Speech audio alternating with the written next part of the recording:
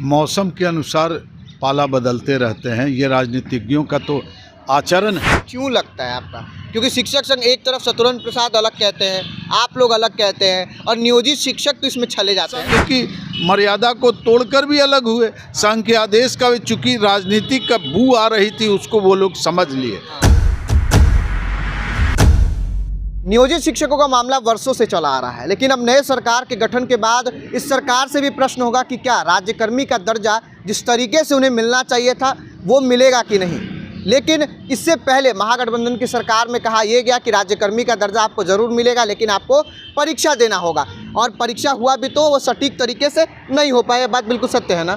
और उसके बाद से 583 जो प्रधानाध्यापकों का पदस्थापित की बात जो सामने निकल के जो लीक हो गया था, उस पर भी चर्चा करेंगे। इसके लिए हमारे साथ शैलेंद्र कुमार सैलू जी हैं, जो राष्ट्रीय स्तर के शिक्षक संघ के नेता, यानी कि आप कहें तो अखिल भारतीय शैक्षिक संघ के राष्ट्रीय सचिव है, संयुक्त सचिव हैं। क्या कहिएगा, नियोजित शिक्षकों का मामला वर्षों से चला आ रहा है, लेकिन अभी तक कोई सुनने वाला नहीं है। नीतीश कुमार ही मुख्यमंत्री रहते हैं, बस पाला इधर उधर बदलते रहते हैं। मौसम के अनुसार पाला बदलते रहते हैं, ये राजनीतिज्ञों का तो आचरण है। हाँ। और हम शिक्षक जो हैं प्रताड़ना और समस्याओं से जूझते आ रहे हैं।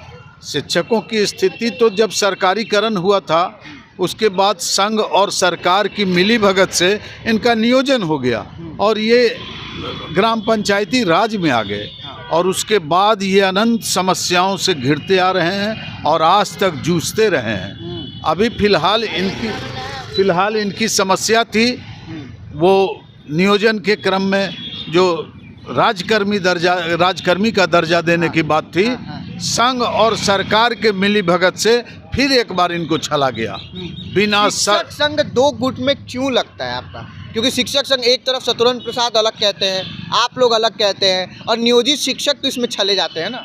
नियोजित शिक्षकों का तो एक स्वयंभू गिरोह है। हाँ। स्वयंभू नेताओं का शिक्षक संघ में नियोजित शिक्षकों संघ का एक गिरोह है। अच्छा। सुनियोजित गिरोह जो राजनीतिक दलों से गाइड होता है। कौन से राजनीतिक दलों, क्या कहना है? सभी, सरकारी गैर सरकारी सब। कोई कम्युनिस्ट है, कोई गोप गुट है, कोई जदयू गुट है, बहुत सारा गुट है। हाँ। उसमें भाजपा भी गुट है। हाँ। उसका भी एक गुट है। हाँ। जो और एक भोगी तो नियोजित शिक्षक ही होते हैं। बिल्कुल। हाँ। ये राजनीतिक स्वार्थ में पीछे जा रहे हैं नियोजित शिक्षक।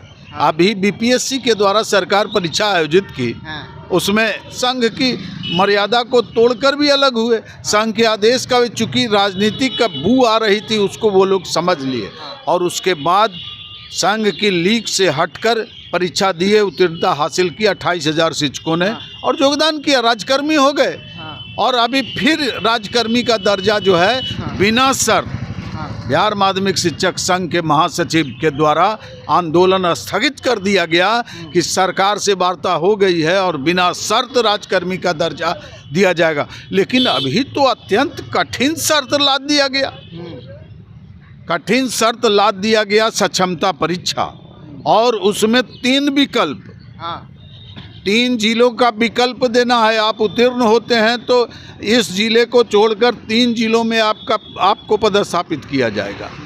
तो फिर नई नियुक्ति हो गई। और जो इनकी सेवा निरंतरता थी, इनके वेतनमान में कोई वृद्धि नहीं हुई। सेवा निरंतर 3 जिला भी तो उसमें चुनना है ना आपको। सबसे बड़ी बात तो ये, आपको होम जिला भी नहीं मिलेगा। नहीं। 3 जिला आपको चुनना भी तो है। और 3 जिलों के पीछे भी वो भ्रष्टाचार की बू आ रही है। भ्रष्टाचार। और उसमें भी पदस्थापन में जितने भी जिले के जिला शिक्षा पदाधिकारी हैं, अन्य पदाधिकारी हैं, डायरेक्टर निदेशक स्तर से लेकर निचले स्तर तक पदस्थापन के मामलों में लेन देन का मामला उजागर होगा। और पीछे जाएंगे हमारे नियोजित नौजवान शिक्षक। हाँ। इसलिए विरोध करें। विरोध करना है। विरोध। अच्छा शैलेंद्र जी, ऐसा कहा गया था और विरोध इसी बात का था कि नियोजित शिक्षकों को बिना शर्त राज्यकर्मी का दर्जा दिया जाए, परीक्षा भी नहीं, बिना शर्त राज्यकर्मी का दर्जा। लेकिन क्या आखिर आप लोगों पे परेशानियां बढ़ी कि आप लोगों को परीक्षा बाध्यता बन गई? बाध्यता इसलिए बन गई कि हम राजकर्मी अब नहीं घोषित होंगे। जो बीपीएससी, इसी में से बीपीएससी और संघ के पदाधिकारियों नौजवानों ने लीक से हटकर संघ से बीपीएससी की परीक्षा दिया और उत्तीर्ण हुए, परचम लहराया और वो सब राजकर्मी हो गए। और फिर इधर सक्षमता परीक्षा की बात जब आई तो फिर संघ वाले कल ही डिसीजन लिए हैं कि सक्षमता परीक्षा में मत सम्मिलित होइए। फिर एक बार उनके साथ धोखाधड़ी होगी। मेरा निवेदन है नवनियोजित और नियोजित शिक्षकों से, नौजवान शिक्षकों से कि अपने विवेक से काम लें। ये संघ राजनीतिक स्वार्थ में ये पूरे संघ और संगठन की स्थिति की अस्मिता को, इसके गौरव को, इसके संघर्ष को मिट्टी में मिला दिया है। वीडियो की शुरुआत में जिस तरीके से मैंने कहा कि 583 प्रधानाध्यापकों का बिहार के अलग अलग कोनों में पदस्थापित होने वाले थे वो लोग, और उससे पहले पेपर जो एक क्रम होता है, क्रमबद्ध होता है, वो लीक हो जाता है और उन पे FIR भी फिर होता है। क्या कहना है आपका, कैसे के पाठक इतने दमदार अब अवर सचिव शिक्षा विभाग के, उनके बाद भी, क्योंकि वो तो कड़क IPS ऑफिसर है, IAS ऑफिसर है, कड़क IAS ऑफिसर हैं, लेकिन शिक्षकों के लिए ये नहीं है।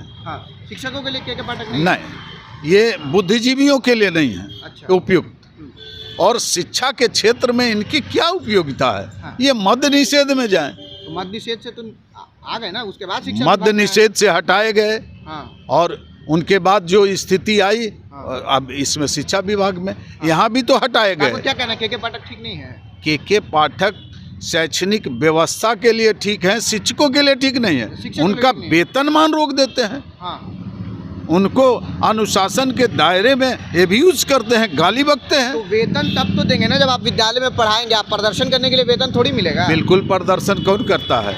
जब संघ संगठन पर आपने पाबंदी लगा दी है, संगठन पर भी पाबंदी होती है क्या लोकतंत्र में? इस लोकतंत्र में ये राजतंत्र है क्या कि राजा के खिलाफ बोलिएगा आपको तो जेल की हवा खानी पड़ेगी? ये लोकतंत्र है। तो इस बिहार में राजा का बेटा ही तो राजा बनता है। नहीं, राजा का बेटा वो तो परिवारवाद का है, लेकिन राजा कौन है? अभी तक राजा तो प्रजा होती है। अभी लोकतंत्र में राजा जो है वो प्रजा होती है।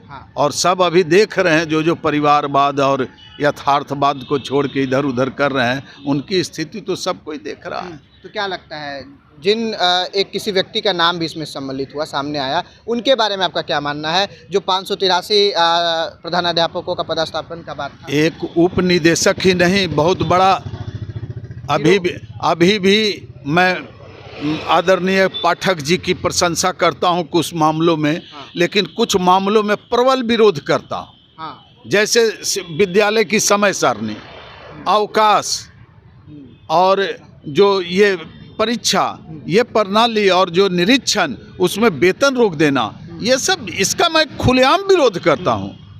यही, लेकिन 583 उनके कार्यालय के बगल वाले रूम में एक उप निदेशक ही नहीं, बल्कि एक बड़ा रैकेट है शिक्षा विभाग का, उनके कार्यालय के बगल वाले रूम में, जो इनको धत्ता बता दिया। और बड़ी बात बोल रहे हैं, FIR हो सकता है। आपको कैसे पता ये बात कि आप पे मानहानि का केस हो सकता है? किसको? आप पे। बिल्कुल, सब उजागर हो गया तब जब पदस्थापना ही लीक हो गया। और लीक हो गया और उसमें खुशबू आ गई भ्रष्टाचार की। उसी विद्यालय में उसी शिक्षक का पदस्थापन हो गया, प्रधानाध्यापक का। काफी मृत भी थे, काफी लोग थे, सेवानिवृत्त थे। 31 तारीख को बहुत सारे सेवानिवृत्त होने जा रहे हैं। माने इतना, माने शिक्षा विभाग में रैकेट पर भ्रष्टाचारी जो है, मतलब भ्रष्टाचार है वो बहुत है। भ्रष्टाचारी रूप का जो पहाड़ है वो पूरा शिक्षा विभाग में है। शिक्षा विभाग के निदेशालय से लेकर BO तक, ब्लॉक एजुकेशन ऑफिसर तक भ्रष्टाचार है। फिर हाजिरी बन रही है, फिर खेल हो रहा है। एक चंद्रशेखर को हटाए, दूसरे चंद्रशेखर को हटाए, तीसरे में सरकार को ही हटा दिए। के पाठक जी इतने बाहुबली हैं, लेकिन भ्रष्टाचार को नहीं हटा पाएंगे। अब ये स्वयं हट जाएंगे, क्योंकि इसका प्रमाण मिल गया 583 प्रधानाध्यापकों का पदस्थापन की प्रक्रिया। चलिए ठीक है, प्रत्यक्ष किम प्रमाणम, इनका कहना है कि जो प्रमाण है वो मिल गया है और के पाठक चंद्रशेखर जी को, सरकार को हटाते हटाते अब शिक्षा विभाग से खुद हट जाएंगे, आपका ऐसा कहना है। और नियोजित शिक्षकों का जो मामला है, यानी कि आप लोग भ्रष्टाचार और जो राजनीति है उसमें मत पड़िए, उससे उठकर अपने लिए लड़िए, शैलेंद्र जी का ऐसा कहना है। फिलहाल आपका क्या कुछ कहना, कमेंट बॉक्स में लिख के ज़रूर बताइएगा। आप देख रहे थे सच टॉक, मैं आपके साथ आशुतोष। धन्यवाद।